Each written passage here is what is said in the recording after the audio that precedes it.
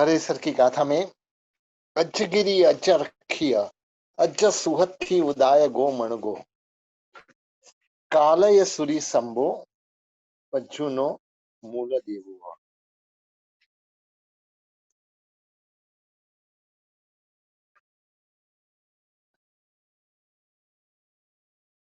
यह गाथा में अज्जगिरी अज्ज रखिय आर्य महागिरी और आर्य सुहस्ती, ऐसे तो आर्य रक्षित बीच में है मतलब, लेकिन ये दोनों मतलब एक ही गुरु के शिष्य होने से आर्य महागिरी और आर्य सुहस्ती सूरी का चरित्र बता रहे। स्थूलिभद्र सूरी महाराज साहब के ये दोनों शिष्य 10 पूर्वधर थे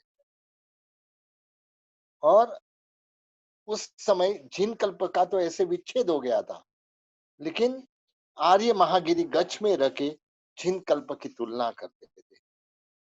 आर्य सुहस्तेश्वरी ने मतलब आगे जाके अवंतीपति राजा को प्रतिबोध किया और संप्रति महाराजा के द्वारा कई ऐसे जिन मंदिर जिन प्रतिमा जी बनाए गए। ऐसे कहा जाता है कि उन्होंने 1.25 लाख जिन मंदिर बनाए और 1.25 करोड़ जिन मंदिर जिन प्रतिमा जी बनाई। तो और अनार्य देश में भी मतलब उसने साधु के लिए विहार करने की व्यवस्था की थी और जैन धर्म की बहुत सारी प्रभावना की थी। तो ऐसे आर्य महागिरी और आर्य आर्य सुहस्ती सूरी। इसके बाद में आर्य रक्षित सूरी, ऐसे विद्वान ब्राह्मण थे, 14 विद्या के पारंगत थे। अभ्यास करके जब आए तब मतलब बहुत ही बड़े महोत्सव पूर्वक राजा ने उनका आदर सत्कार किया। हाथी की अंबाड़ी पे उनको मतलब प्रवेश कराया। माता जैन धर्मी, माता उस समय न तो प्रवेश महोत्सव में आती है, न तो कोई भी जगह पे राजसभा में आती है। आर्य रक्षित मन में विचार करें, मेरी बाकी सब आए और मेरी माँ नहीं आई तो मेरे लिए कोई मतलब नहीं है। कहाँ है मेरी माँ? घर पे आते माँ तो अपने कमरे में सामयिक लेके बैठी थी। पूछ रहे, माँ मतलब तू खुश नहीं है क्या? मतलब मैं इतनी बड़ी 14 विद्या का पारंगत होके आया, राजा ने इतना बहुमान किया मतलब, और फिर भी तू खुश नहीं है करके। तब माँ बोल रही, बेटा तूने जो सीखा है वो पेट भरने के लिए है, लेकिन यदि तू दृष्टिवाद सीख के आए तो मतलब मुझे आनंद होगा मतलब, क्योंकि बाकी के सब शास्त्र तो नरक में लेके जाने वाले हैं मतलब, क्योंकि हिंसा का जिसमें प्रतिपादन है मतलब, तू आगे जाके होम करेगा, ये सब करेगा और इससे मतलब नरक में जाने का रास्ता ढूंढेगा। कहा कि कौन मुझे पढ़ा सकता है मतलब ये दृष्टिवाद, पता नहीं था दृष्टिवाद कैसे पढ़ा जाता है। बोलता कि तेरे मामा तोसली पुत्र आचार्य है मतलब, वह यह अध्ययन तुझे कराएंगे। और जैसे मामा महाराज साहब के पास गए, ऐसे तो कोई विधि नहीं पता थी। माता मामा महाराज साहब को कहते मुझे दृष्टिवाद सीखना है। दृष्टिवाद ऐसे सिखा नहीं चाहता है, तुम्हें चारित्र लेना पड़ेगा और इसके बाद में मतलब इसका योग करने के बाद दृष्टिवाद सिखा जा सकता। गुरु के पास जो जो ज्ञान था मतलब वह तो उन्हें धारण कर लिया। आगे वज्र स्वामी के पास गए मतलब, वहां पे भी 9.5 पूर्व का अभ्यास उन्होंने किया और आगे जाके अपने माता पिता आदि पूरे कुटुंब को उन्होंने प्रतिबोध दे के दीक्षा ग्रहण कराई और जैन श्रुत ज्ञान का द्रव्यानुयोग, गणितानुयोग, चरण करणानुयोग और धर्म कथानुयोग, ऐसे 4 जो विभाग बनाए वह मतलब उनके द्वारा हुए थे। तो इस तरह से आर्य रक्षित सूर्य महाराज साहब का चरित्र पूरा हुआ। उदयन राजसी उदाय गो मणुगो, वित्त भाई पट्टन के राजा थे। अपने भाणेज केसी को राजगादी देके दीक्षा ली। विहार करते करते अनुक्रम से वापस वही अपना नगर पे आए। तब राजा ने मंत्री द्वारा, राजा को मंत्री ने बताया कि मतलब देखो ये तुम्हारा मामा है ना, मतलब चारित्र नहीं पालन कर सकते, उसके लिए तुम्हारी राजगादी वापस लेने के लिए आए हैं मतलब। तब उन्होंने उसके पर विष प्रयोग किया मतलब।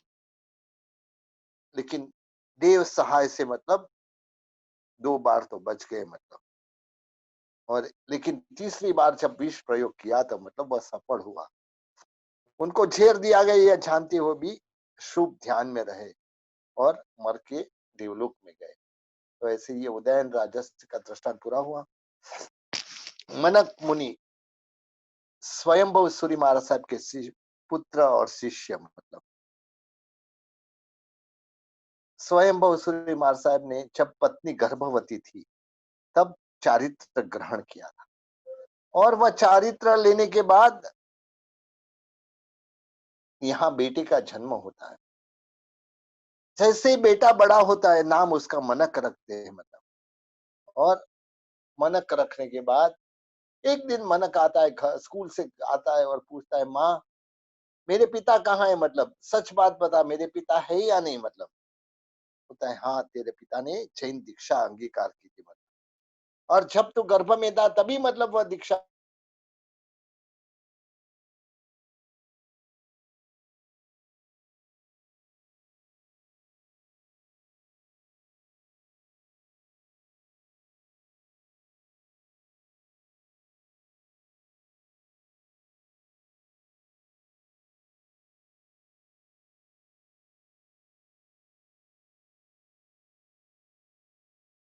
वो कौन है मतलब। तो बोलता है तू कौन है करके, तो बोलता है मैं उनका पुत्र हूँ मतलब। मैंने मेरे पिता को देखा नहीं है मतलब। तो बोलता है तू चिंता मत कर, मैं थोड़े समय में ही तेरे पिता को मिलने वाला हूँ मतलब। तू मेरे साथ रह मतलब और अभ्यास कर मतलब। ऐसा करके उसको चारित्र देते हैं।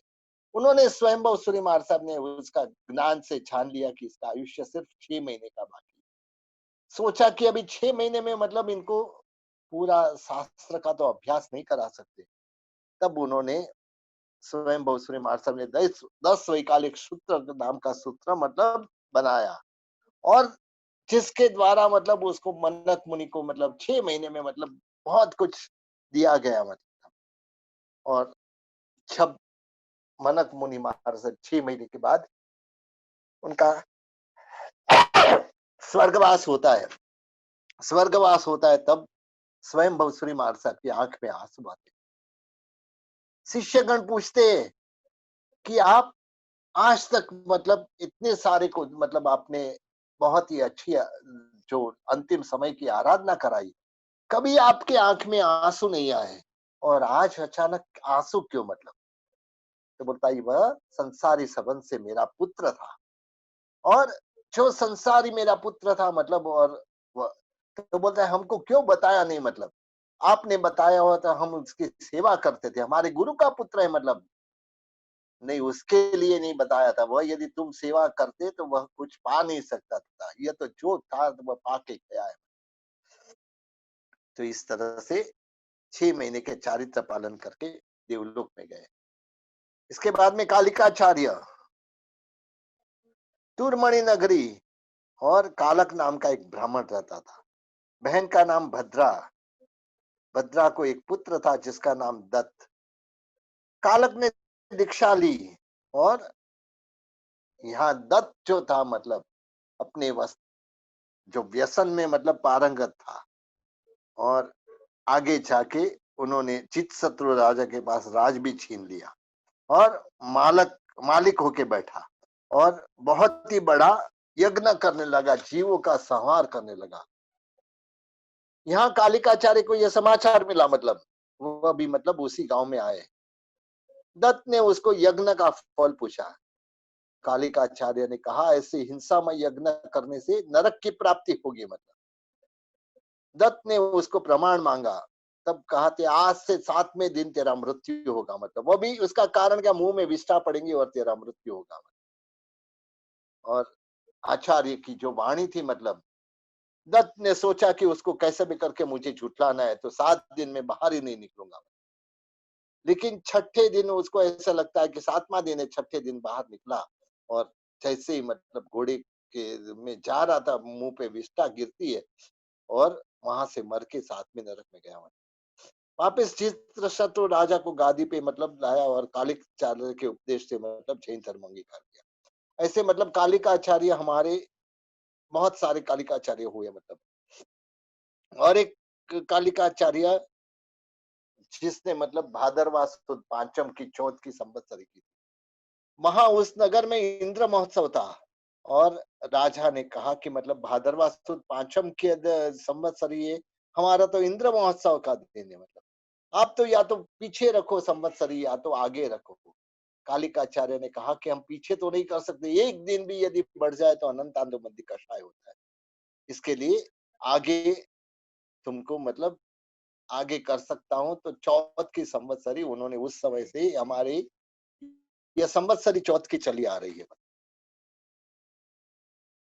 एक बार ये कालिकाचार्य श्रीमंद स्वामी परमात्मा के पास इंद्र महाराजा गए थे। उन्होंने निगोद का स्वरूप बताया। बहुत ही सुंदर स्वरूप सुन के तीर्थंकर परमात्मा के मुंह से यह स्वरूप सुन के इंद्र महाराजा बहुत ही प्रसन्न हो गए। पूछा कि मतलब आप तो यहाँ तीर्थंकर है, हमको ये सुनने मिलता है, महाविद्य क्षेत्र के लोगों को सुनने मिलता है, लेकिन भरत क्षेत्र में ऐसा है कि कोई कि मतलब जो यह मतलब बता सकते निगोद का स्वरूप। तो बोलता है हाँ मतलब कालिकाचार्य है मतलब जिसने यह निगोद का स्वरूप बता सकते। इंद्र महाराजा ब्राह्मण का रूप लेके आया मतलब।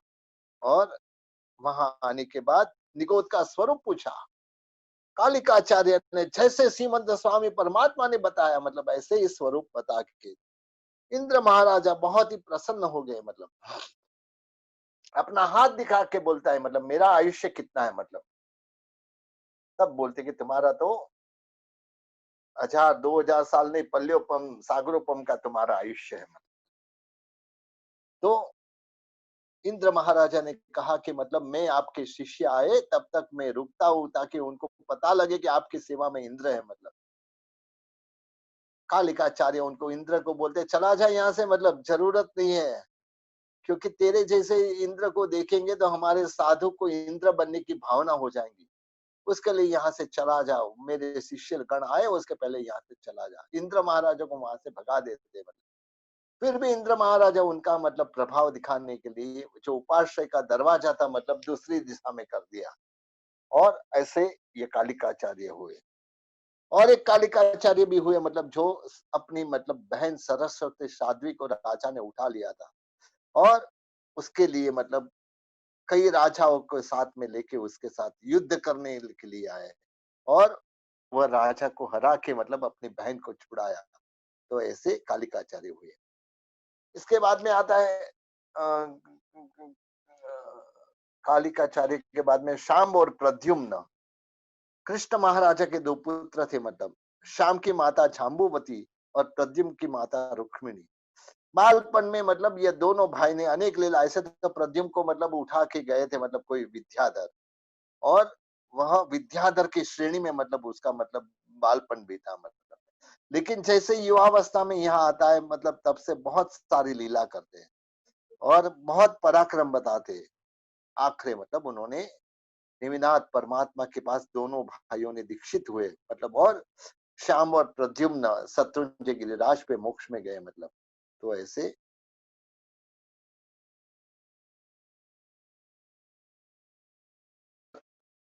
अंतिम ये गाथा का राजकुमार मुन्ना में निपुण था मतलब, लेकिन जुआरी था मतलब। पिता ने उसको घर से निकाल दिया मतलब देश बता दिया। उज्जैनी नगरी में आके रहता है। संगीत कला से मतलब देवदत्ता नाम की गणित का और उसके कलाचार्य उपाध्याय विश्वभूति का उन्होंने पराजय किया। और आगे जाके दान के प्रभाव से हाथों हाथों से समृद्ध विशाल राज्य को पाया मतलब। यह गुणानुरागी कला प्रिय चतुर गणिका देवदत्ता के साथ शादी भी हुई उसकी।